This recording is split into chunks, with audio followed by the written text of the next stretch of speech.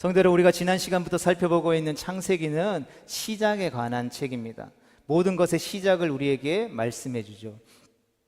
우리가 지난 시간을 마치면서 이 창세기 1장 1절만큼 우리가 다 외우자라고 이야기했죠. 결단했습니다. 창세기 1장 1절 말씀 같이 읽어볼까요? 시작. 태초에 하나님이 천지를 창조하시니라. 아멘. 우리의 신앙의 가장 기본적이고 기초적이지만 가장 완전한 고백인 것이죠. 이 고백을 날마다 기억함으로 이 고백 가운데 그 창조주 하나님을 온전히 섬기는 거룩하고 복된 하나님의 백성 되어질 수 있게 되기를 주님의 이름으로 축복합니다. 세상은 하나님에 의해서 시작되었고 시작은 곧 근본을 의미합니다. 그러므로 창세기의 말씀은 모든 것의 근본을 밝혀주는 책이라는 것이죠. 따라서 창세기 1장 1절의 놀라운 선언을 믿음으로 받아들이는 데서부터 우리의 시작은 시작된다라고 할 수 있는 것입니다. 또 성경은 여호와를 경외하는 것이 지혜의 근본이다라고 말합니다. 곧 창조하신 창조주 하나님을 경외하는 것, 예배하는 것이 바로 지혜의 근본이라는 것입니다.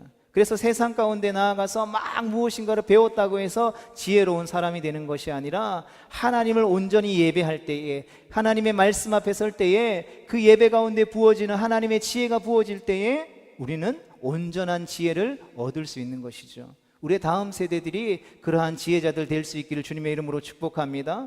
여러분, 하나님 여호와를 경외하는 것이 지혜의 근본이다라는 말이 무슨 말입니까? 바로 하나님의 창조를 모르면 근본 없는 인생이 된다라는 것이죠. 그저 방황하며 유리하며 살게 될 뿐이라는 것입니다. 그렇기 때문에 믿음의 시작은 회복의 시작이요 구원의 시작이라 할 수 있는 것이죠. 이것이 창조 사역의 첫 번째 놀라운 비밀입니다.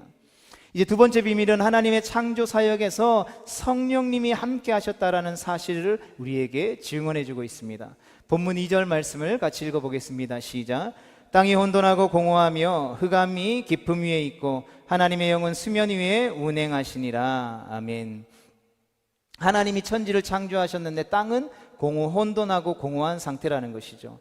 혼돈하다라는 것은 천지의 틀이 아직 잡히지 않았고 형태가 갖춰지지 않았다라는 뜻입니다.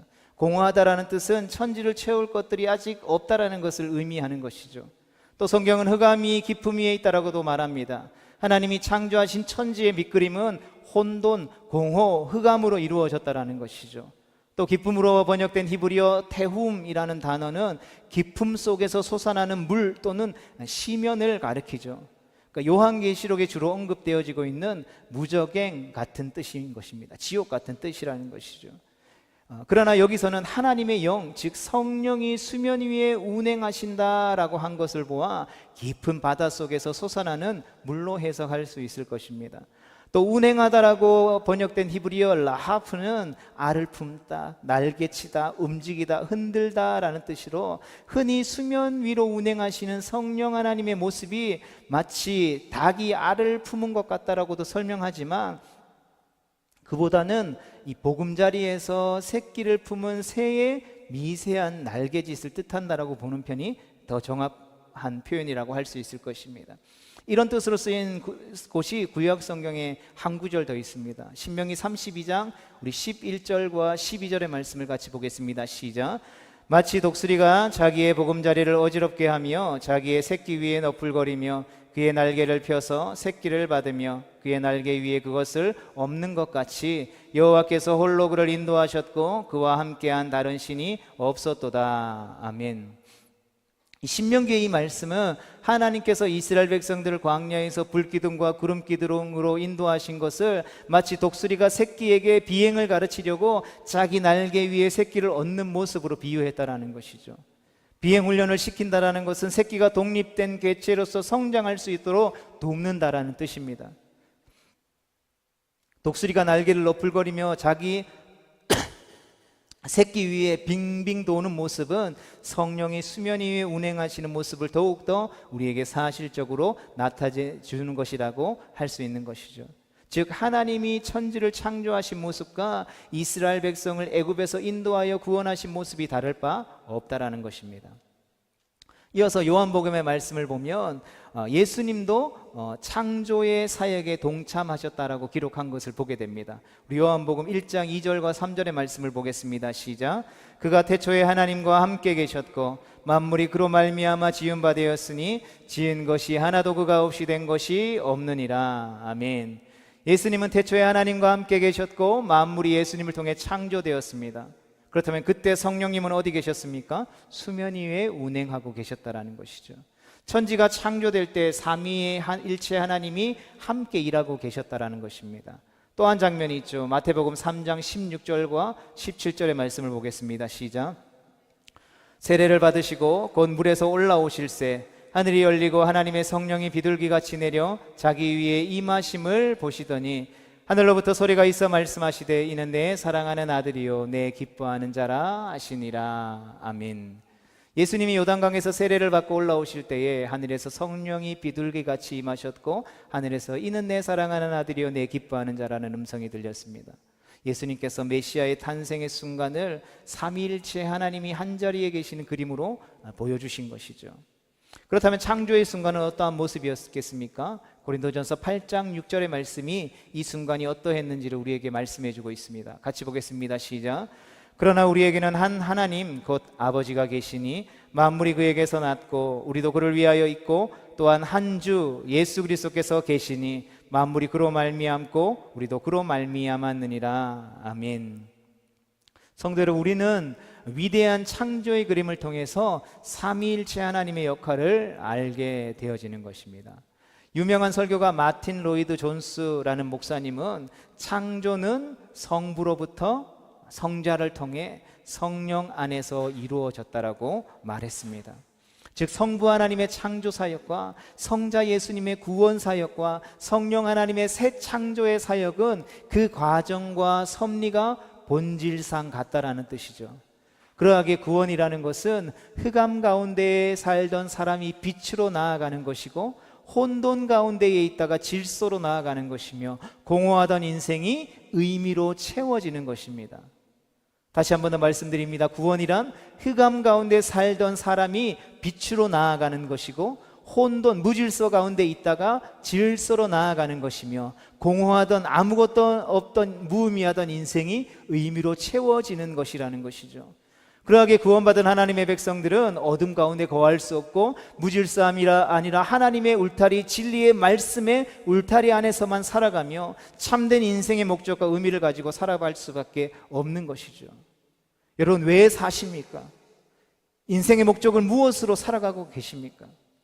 이 질문을 들을 때에 우리는 분명한 인생의 목적을 고백할 수 있어야 하는 것입니다.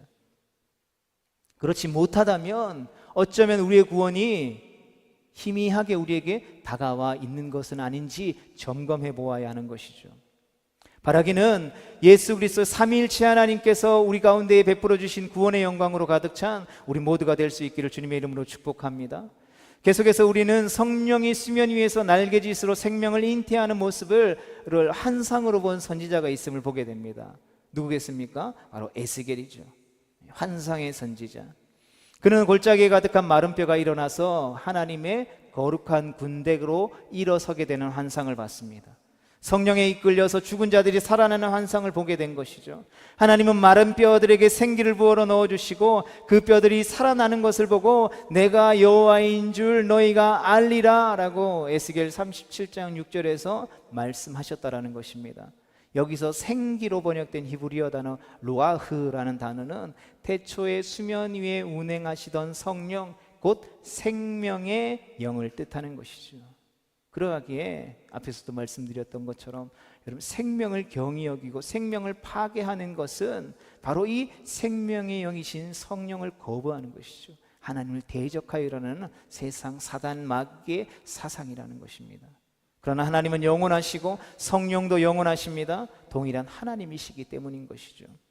창조 때 천지를 품으신 성령은 지금도 마른 뼈와 같은 우리 안에 들어와서 새 생명을 주시는 것입니다.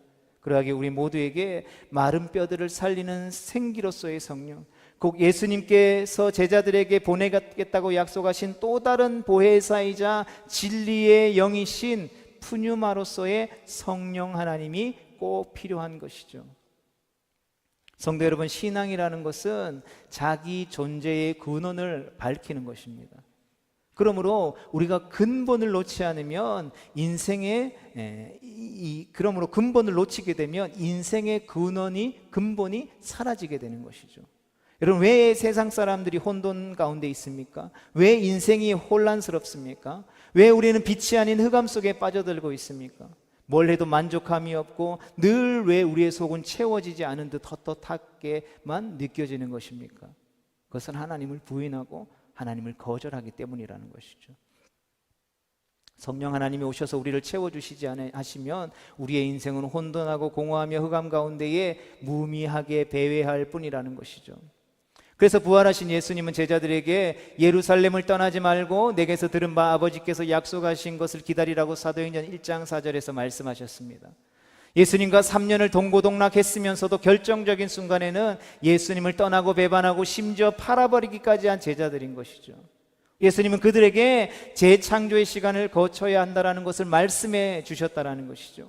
그래서 마가의 다락방에 모여서 전심으로 하나님 앞에 기도하며 기다리라고 말씀하신 것입니다. 그리고 오순절날 드디어 성령이 호련히 하늘로부터 급하고 강한 바람 같은 소리를 내시며 오셔서 태초의 수면 위에 운행하셨던 것처럼 각 사람 위에 불의 혀처럼 갈라지는 것으로 임하셨다라는 것이죠. 그때 비로소 교회가 탄생했다라는 것입니다. 그러하기에 성령의 재창조의 역사로 탄생한 것이 바로 교회인 것이죠. 그러하기에 교회라고 하는 것은 어떤 인간의 제도나 건물이 아니라는 것입니다. 성령이 함께 하시지 아니하시면, 성령이 오시지 않으시면 교회는 있을 수 없다라는 것이죠.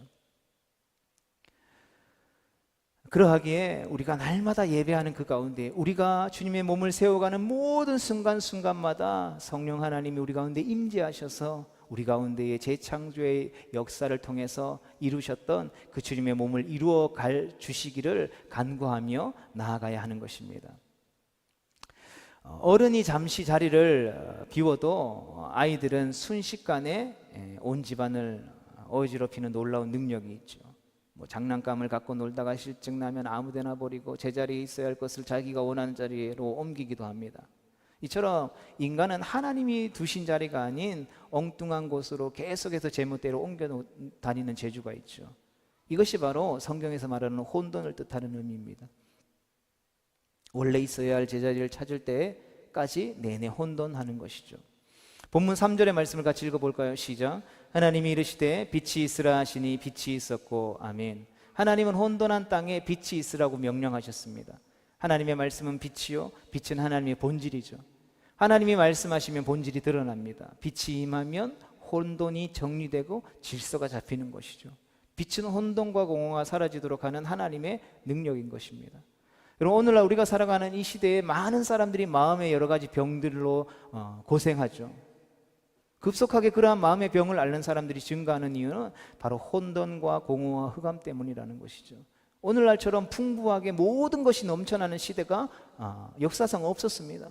그럼에도 불구하고 인간의 마음은 점점 더 병들어가고 점점 더 결핍을 느끼고 점점 더 공허함으로 가득 차게 되는 것이죠. 하나님을 떠나서 길을 잃은 채 무질서와 무의미와 짙은 어둠 속에서 헤매기 때문인 것입니다. 빛으로 걸어가지 않고 빛이 두려운 나머지 스스로 어둠을 택한 결과인 것이죠. 요한복음 11장 9절과 10절의 말씀을 같이 봅니다. 시작. 예수께서 대답하시되 낮이 12시간이 아니냐. 사람이 낮에 다니면 이 세상의 빛을 보므로 실족하지 아니하고 밤에 다니면 빛이 그 사람 안에 없는 거로 실족하느니라. 아멘. 예수님은 사람의 안에 빛이 없다라고 말씀하십니다.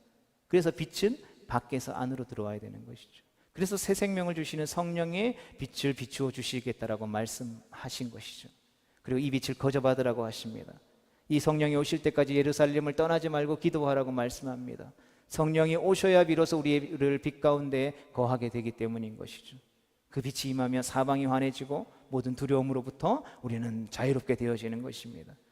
그렇기 때문에 믿음이라고 하는 것은 빛이 있으라고 말씀하신 그분이 내 안에 빛으로 오셔서 나와 함께 동행하는 사건을 의미하는 것이죠.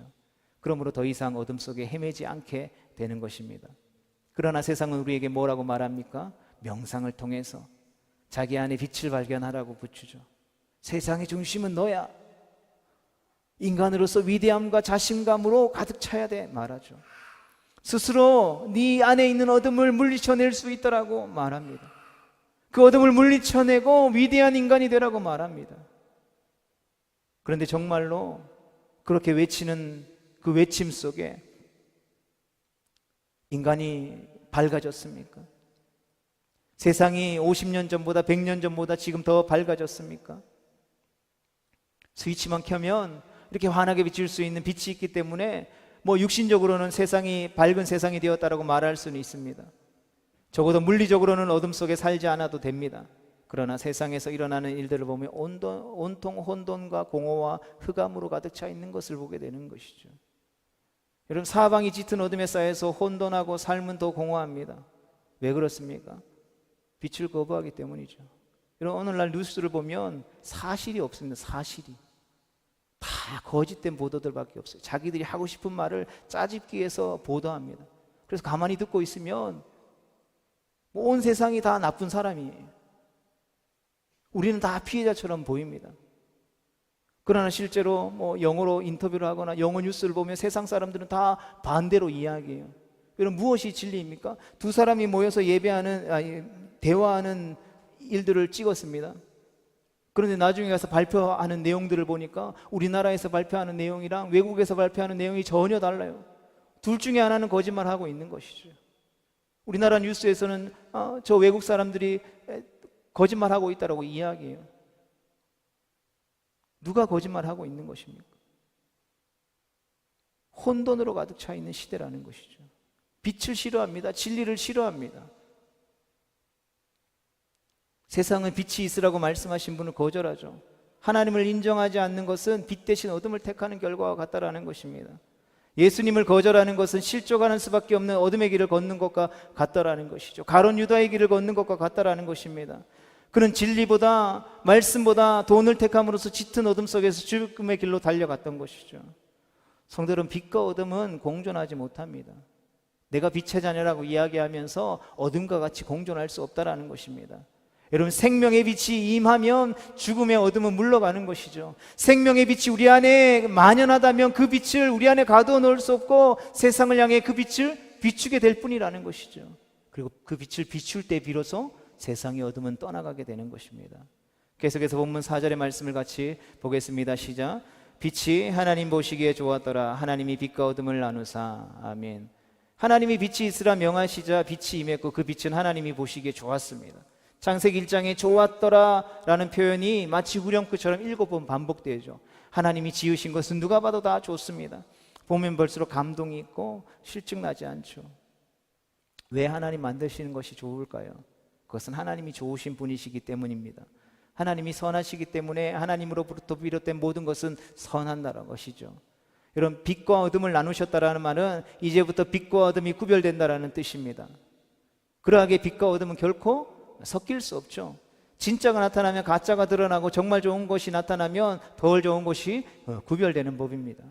비록 우리가 살아가는 이 세상이 공의와 정의가 사라진다 할지라도 마침내 예수님께서 다시 오실 때에 심판주로 다시 임하실 그때에는 모든 가리워졌던 것이, 모든 사라져버렸던 공의와 정의가 바로 서게 될 것입니다. 그러하게 우리의 소망은 다시 오실 예수님이신 것이죠. 그래서 성도는 늘 끊임없이 마라나타 아멘 주 예수여 속히 오시옵소서 고백할 수 있어야 하는 것입니다. 그러하게 예수님께서 다시 오시는 것은 우리의 인생의 종말 끝나는 슬픔이 아니라 영광의 면류관을 받는 천국 잔치가 되어지는 것이죠. 그날을 소망하며 나아갈 수 있게 되기를 주님의 이름으로 축복합니다. 그런데 세상 사람들이 예수님을 믿는 사람들을 싫어할 거예요. 그들은 성경도 싫어하고 찬양도 싫어하고 기도도 싫어합니다. 대부분 왜 싫은지도 모른 채 싫다고 말하고 살죠. 분명히 그들이 보기에 좋은 점이 있어도 그 좋은 것조차도 싫다라고 맹목적으로 싫음을 고백합니다. 왜냐하면 어둠의 자녀는 빛의 자녀를 싫어하기 때문인 것이죠. 여러분, 어떤 조직 안에 예수님을 제대로 믿는 사람들이 나타나면 다들 좋아할까요? 싫어할까요? 첫 번째 반응은 싫어합니다. 왜요? 음담패설을 해야 하는데 예수님 믿는 사람 옆에 있으면 괜히 음란한 말을 하는 것 자체가 머쓱해지기 때문이죠. 이런 부패한 조직에 청렴한 그리스도인이 나타나면 미움받습니다. 내가 더러우면 깨끗한 것이 싫고 내가 깨끗하면 더러운 것이 싫듯이 빛과 어둠은 함께하지 못하는 것이죠. 그래서 기본적으로는 핍박받게 되는 것이죠. 그러나 우리가 그 핍박과 고통과 아픔을 견뎌내고 이겨내고 끝까지 빛을 비추게 되면 많은 사람들이 우리의 그 비추는 빛을 통해서 누구에게 영광 돌리게 되는 것입니까? 하나님께 영광 돌리게 되는 것이죠. 아, 이들이 진짜 예수님의 제자구나, 하나님이 살아계시는구나를 인정하게 된다라는 것입니다. 그러한 하나님의 백성, 빛의 자녀 되어질 수 있게 되기를 주님의 이름으로 축복합니다. 성도 여러분, 지금까지 우리가 짙은 어둠 속에서 길을 잃지 않고 살아온 것은 빛이신 하나님의 은혜였음을 기억해야 합니다. 예수님은 온 땅의 구원의 빛을 빛으로 오신 분이십니다. 그 예수 그리스도의 그 빛 대신 은혜 가운데에 날마다 거하는 하나님의 거룩한 백성 되어질 수 있게 되기를 주님의 이름으로 축복합니다. 하나님께서는 이제 5절 본문 5절 말씀을 통해서 우리에게 이렇게 말씀합니다. 우리 본문 5절의 말씀을 같이 읽어보겠습니다. 시작. 하나님이 빛을 낮이라 부르시고 어둠을 밤이라 부르시니라. 저녁이 되고 아침이 되니 이는 첫째 날이니라. 아멘. 여러분, 하나님은 빛과 어둠을 나누시고 낮과 밤이라 명명하십니다. 여러분, 누군가의 이름을 짓는다라는 것은 그가 내 책임 아래에 있다라는 뜻이죠. 즉 하나님이 낮과 밤을 주관하신다라는 의미인 것입니다. 예수님께서는 승천하시기 전에 마태복음 28장 18절부터 20절 말씀을 통해서 하늘과 땅의 모든 권세를 너희에게 주었으니 너희는 가서 모든 민족으로 제자를 삼고 아버지와 아들과 성령의 이름으로 세례를 베풀고 내가 너희에게 분부한 모든 것을 가르쳐 지키게 하라 라고 말씀하셨습니다. 낮과 밤의 모든 권세가 예수님 아래에 있음을 의미하는 것이죠. 그리고 그 모든 권세를 가지신 예수님이 세상 끝날까지 너희와 항상 함께 있으리라고 약속하신 것입니다. 이게 얼마나 놀라운 약속이겠습니까? 또 얼마나 설레고 또 얼마나 안심이 되는 말씀입니까? 창조의 시작으로 빛이 있으라 하시고 빛과 어둠을 나누어 낮과 밤이라 칭하시고 나니 저녁이 되고 아침이 되었다라고 성경이 증언하고 있습니다. 이것이 창조의 첫째 날입니다. 보십시오. 순서는 저녁이 오고 먼저 온다라는 것이죠. 그러니까 빛이 거하다가 저녁이 되고 아침이 되는 순환을 우리는 날이라고 부르는 것입니다. 이 날에 관한 해석도 사람마다 신학자들마다 다 다르지만 굳이 그러한 논란에 휩싸일 필요는 없습니다. 태초의 일은 언제까지나 태초의 창조의 비밀인 것이죠. 창조는 우리가 확연히 밝힐 수 있는 과학적인 사건이 아니죠. 그러하게 성경에서 우리에게 가르쳐주고 있는 것까지만 믿고 신뢰하고 그 창조주 하나님을 찬양하면 되는 것입니다. 이것을 규명하느라 우리의 시간과 우리의 믿음을 허비하거나 잃을 필요는 없다라는 것이죠. 창조는 전적으로 하나님의 영역이기에 인간의 경험이나 어떤 과학적인 탐구 한계 밖에 있는 일임을 반드시 피조물인 인간은 명심해야 하는 것입니다. 그래서 끊임없이 예수님은 사사로이 억지로 하나님의 말씀을 풀려하지 말라라고 했다라는 것이죠. 가르쳐준들 너희가 깨달을 수 있겠냐라고 말하는 것이죠. 때가 되면 그 말씀을 때로는 이해하지 못하도록 계속해서 먹다 보면 언젠가 우리가 모르게 그 말씀을 깨닫게 해주시는 때가 있다라는 것입니다. 무엇보다도 우리가 기억해야 할 것은 창조주 하나님께서 이 피조 세계 가운데에 기본값을 정해 놓으셨다라는 사실입니다. 그러니까 자연이 이렇게 정교한 시스템으로 운영되는데 어떻게 생명체가 우연히 발생했다라는 허무맹랑한 주장을 할 수 있겠습니까? 그러하게 창조주 하나님은 우리가 감히 논쟁할 대상이 아니신 것이죠. 오직 우리의 경배를 받으시기 합당하신 분이시라는 사실을 우리가 고백할 수 있게 되기를 주님의 이름으로 축복합니다. 성도 여러분, 말씀을 정리하면서 우리는 창조주 하나님과 구세주 예수님과 보혜사 성령님의 도움을 여전히 필요로 하는 존재입니다. 삼위일체 하나님의 도움이 없이는 한순간도 넘어지지 않고 걸을 수가 없기 때문인 것이죠. 여러분, 문제가 생기면 어린아이는 누구에게로 돌아가면 되는 것입니까? 부모에게 돌아가면 되는 것이죠. 왜 그렇습니까? 진짜 해결책은 부모에게 있기 때문인 것이죠. 여러분, 어린아이가 스스로 해결하려고 하면 할수록 문제는 더 엉키게 됩니다. 부모 몰래 저지른 일이 발단이 되어 문제가 생기고 부모에게 비밀로 하려다가 문제가 악화되는 것을 우리가 보게 되잖아요. 그래서 부모에게 끝내 문제를 맡기지 않으면 아이는 문제에 결국 매몰되고 마는 것입니다. 아이가 그러나 부모에게 문제를 꺼내어 놓을 때에 문제에 대한 해결의 시작이고 문제를 맡기는 것이 해결의 끝인 것이죠. 그러하기 성도 여러분, 우리가 하나님에게서 멀어지면 우리의 인생은, 우리의 삶은 혼돈과 공허와 흑암의 길에 헤맬 수밖에 없다라는 것입니다. 그러나 성경이 우리에게 무엇을 말해주고 있습니까? 하나님이 시작이요 근본이시니 하나님 안에 머물러 있으면 되고, 잠시 멀어졌더라도 하나님께로 돌아오면 된다라는 것입니다. 바라기는 오늘도 우리를 위해 일하시는 성령님의 인도하심을 따라 우리 매 순간순간마다 빛 대신 주님과 동행하는 복된 인생 되어질 수 있게 되기를 주님의 이름으로 축복합니다. 우리 시간이 많이 지났지만 우리 계속해서 함께 좀 기도하며 주신 말씀을 기억했으면 좋겠습니다. 이 창세기의 말씀을 통해서 이 창세기의 태초의 시작의 일들을 우리가 이 시간 함께 나누면서 다시 한번 하나님께서 말씀해 주시는 것이 무엇입니까? 우리가 하나님에게서 멀어지면 우리의 인생은 혼돈과 공허와 흑암의 길을 헤맬 수밖에 없다라는 것이죠. 그렇게 살아가는 것을 원치 않으셔서 주님께서 빛과 어둠을 나누셨다라는 것입니다. 그러하게 성도는 하나님이 시작이요 근본이시기 때문에 하나님 안에 머물러 있으면 되고, 잠시 멀어졌더라도 하나님께로 돌아오면 되는 것입니다. 그 일을 우리 안에 이루어 가시는 분이 바로 성령 하나님이시죠.